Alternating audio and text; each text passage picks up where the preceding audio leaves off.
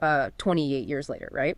Right. But you don't want to have to like dig through tons of articles and reviews and stuff. No one has time for all that. Exactly. So that's what we're doing here today. We've gone through everything on Rotten Tomatoes. All the nitty gritty. Yeah, and we're going to break down all the essentials for you. Absolutely. So you can be totally in the loop. Yep. You ready to dive in? Let's go. All right, cool. So 28 years later, first thing that jumps out at me is just the time gap. Oh, yeah, for sure. This is a sequel coming out almost 30 years after the original 28 Days Later. Yeah, it's not just a sequel. It's almost like its own beast, you know? Right. It's a chance to really see what happened long term after that initial outbreak. Most franchises don't get to explore that kind of timescale. It makes you wonder how society has changed, or if there even is one. Totally different world, I bet. And to make things even more exciting, Danny Boyle and Alex Garland are back. A dynamic duo. Yeah. Boyle's directing and Garland's writing. Just like the original. No, it's going to be good with those two at the helm. They've both won Oscars too, so they know what they're doing. Top tier talent. Yeah. So our goal today is to give you all the key details about this movie. Before you see it. Exactly. We're talking horror mystery thriller, All the good stuff. and it comes out on Friday, June 20th, 2025. So, mark your calendars. Make sure to set a reminder. All right, so let's get into the premise.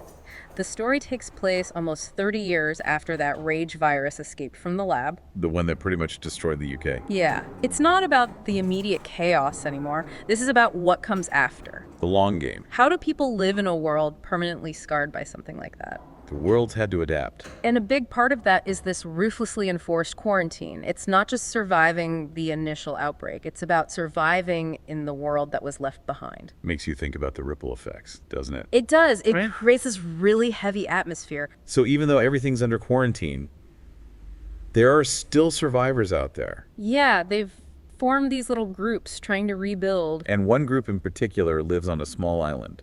And this is where it gets interesting, because they're connected to the mainland by just this single, heavily defended causeway. That's got to be a vulnerable spot. I was thinking the same thing. Yeah. It's like their lifeline, but also their biggest weakness. They're isolated, but also constantly aware of the danger out there. It's like living in a pressure cooker, waiting for it to explode. And that's what happens. I mean, someone from the island decides to go on a mission to the mainland. Yeah, that's when things really kick off. This trip isn't just about supplies or anything. It's about uncovering what's been hidden for all these years. Secrets, wonders, horrors. Yeah. The whole shebang. That's what hooked me. What kind of world do you think they'll find after all this time? That's the big question, right? And it's not just about the infected anymore. Apparently, there's been some serious mutations. Mutation. Yeah, and not just with the infected. This is talking about mutations in the survivors, too. Whoa. That changes everything. Big time. The virus has clearly had a way bigger impact than anyone thought. It's like it's rewritten human biology. Maybe even created new forms of life. The wonders they mentioned could be anything. Yeah. Now they sound more creepy than wondrous. Definitely adds a whole new layer of fear to the equation. By the way, if you want to get a visual sense of all this, you should check out the trailers. Yeah, they've got a full one on Rotten Tomatoes. It's like 2 minutes and 5 seconds long. And a shorter teaser too, only 13 seconds. Get a sneak peek at the world they've created. Definitely worth watching after we're done here. Okay, so let's move on to the people making this movie happen. Okay, so you've got Danny Boyle and Alex Garland back together.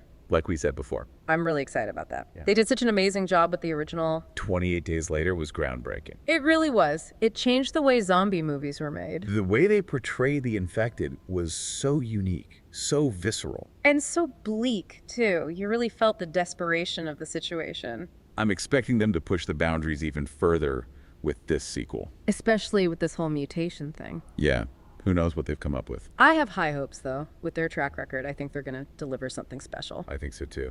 And the cast is looking pretty great as well. Oh, yeah. Tell me about it. Well, we have Jodie Comer. She's playing Isla. I love her. She's an incredible actress. And Aaron Taylor Johnson is playing Jamie. He's been in some great stuff lately. And then we have the legendary Ralph Fiennes as Dr. Kelson. What a cast. Right. And then it gets interesting. We have Jack O'Connell listed as actor. Actor. That's weird. Yeah. What do you think that means? I have no idea. Maybe it's a code name for his character. Or maybe he plays multiple roles. It's definitely a choice. And then we have Aaron Kellyman as Jimmy Ink. That one at least sounds like a real name. Yeah, but it doesn't tell us much about the character. These unconventional character names always get fans speculating. I bet. It's like a little puzzle. Maybe it's a clue. Maybe it's a red herring. Who knows? Guess we'll have to wait and see. All right, let's talk about the people behind the scenes. Okay. So the producers are Andrew McDonald, Peter Rice, Bernard Ballou, and of course Boyle and Garland too. That's a seriously experienced team. They've all worked on some huge projects. It definitely seems like there's a lot of faith in this movie.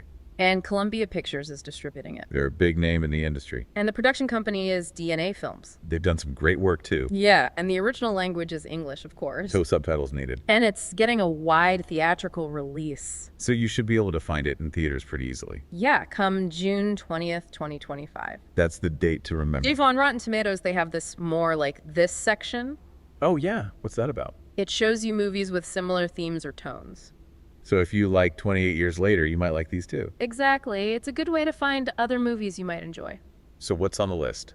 Well, first up is 28 Weeks Later, the direct sequel to 28 Days Later. Makes sense. It has a 72% on the Tomatometer and a 66% audience score. Not bad. And there's a link to the trailer if you want to check it out. Good to refresh your memory. Then there's Alone Together. It has an 80% on the Tomatometer, but no audience score. I wonder why. And there's a trailer for that one, too. Maybe it's more of a critic's darling. Could Then there's Dynagator. That one doesn't have any ratings or a trailer. Sounds like a wild card. Yeah, it feels a little out of place on this list. Maybe it has a really loose connection to the other movies. Or maybe it's just a mistake. Who knows? After that is Until Dawn. The video game. Yep, you mentioned it A earlier. horror game, right? Yeah, and it's known for its branching narrative where your choices actually affect the story. That's cool. So maybe 28 Years Later has some of those elements too, like difficult choices and consequences. It's possible. And last but not least, there's Sound of Silence. It has a 63% on the Tomatometer and a 46% audience score. So critics liked it more than audiences. And there's a trailer for that one too. Sounds like it might be a slower, more thoughtful kind of horror movie. Yeah, maybe not as action-packed as the others. It's still worth checking out if you're into that sort of thing. So yeah, the more like this section is a good place to start if you want to explore similar movies. It's a curated list of recommendations Tailored to your potential interests. based on the movie we're talking about. Exactly. Okay, so let's recap everything we've learned about 28 Years Later. Hit me with it. Okay, so it's the long-awaited sequel to 28 Days Later, and it's coming out on June 20th, 2025. Big year for movies. It is Danny Boyle and Alex Garland are back directing and writing. The dream team. We're going back to a post-apocalyptic Britain almost 30 years after the rage virus outbreak. The world's a very different place now. We'll follow a group of survivors living on a isolated island. Cut off from the mainland, And one of them goes on a mission to the mainland. where they'll face all sorts of dangers. Not just the infected, but also mutated survivors. Has it gotten even crazier? They'll encounter wonders and horrors. Sounds intense. It does, right? Okay, so we've covered the premise, the creative team, the release date. And some other movies you might want to watch. Now you're all caught up, You've got all the essential info on 28 Years Later. ready for the premiere. Well, before we go, I want to leave you with something to think about.